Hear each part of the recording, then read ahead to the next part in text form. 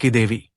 किस्मत की देवी कर्म की देवी से कहने लगी, कर्म की देवी, तुम्हें तो मालूम है कि इस बुनकर के भाग्य में सिर्फ रोटी कपड़े का सुख लिखा है, फिर भला तुमने इसे उठाकर सोने की 300 मोहरें क्यों दे दी?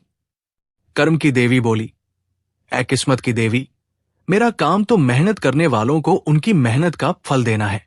जो कोशिश करेगा उसे उसका फल मिलना ही चाहिए। अब आगे आप जैसा उचित समझो।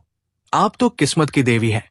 कर्म की देवी और किस्मत की देवी की ये बातें सुनकर बुनकर घबराकर उठ बैठा, मगर जब उसने अपनी थैली खोली तो उसमें फूटी कौड़ी भी नहीं थी। ये देखकर बुनकर अफसोस करने लगा और कहने लगा, अरे, इतनी मुश्किलों से पैसा कमाया था और अब उसे जाते हुए एक पल भी नहीं लगा। भला खाली हाथ अब गांव जाकर अपनी पत्नी और दोस्तों को किस तरह मुंह दिखाऊंगा? ये सोचकर उसने रात जैसे तैसे वही गुजारी और फिर उसी शहर में वापस आ गया। और फिर एक ही बरस में उसने दुगुनी मेहनत से 5,000 मोहरें कमाकर फिर जमा कर ली। और वो फिर अपने गांव की तरफ दूसरे रास्ते से चल दिया कि पुराने रास्ते पर तो मेरी मोहरें जाती नहीं, अब दूसरा रास्ता चुनूं। लेकिन ऐसा हुआ कि सूरज डूबने पर वो उसी बरगद के पेड़ के पास आकर पहुंच गया।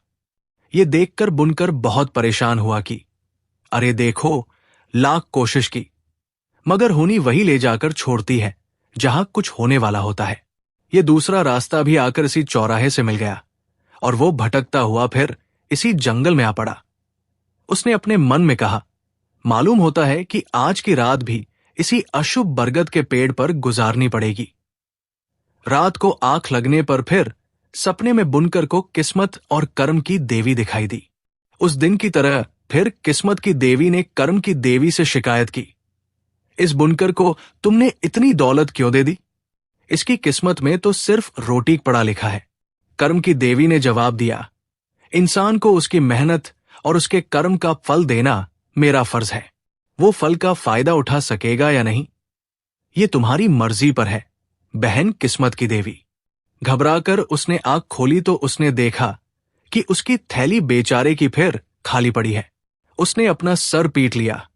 दूसरी बार फिर अपना सब कुछ खोकर उसे बड़ी निराशा हुई।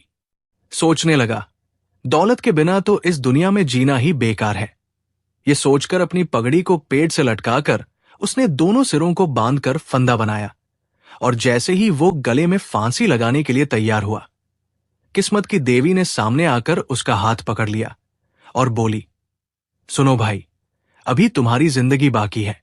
तुम आत्महत्या करने की कोशिश ना कर।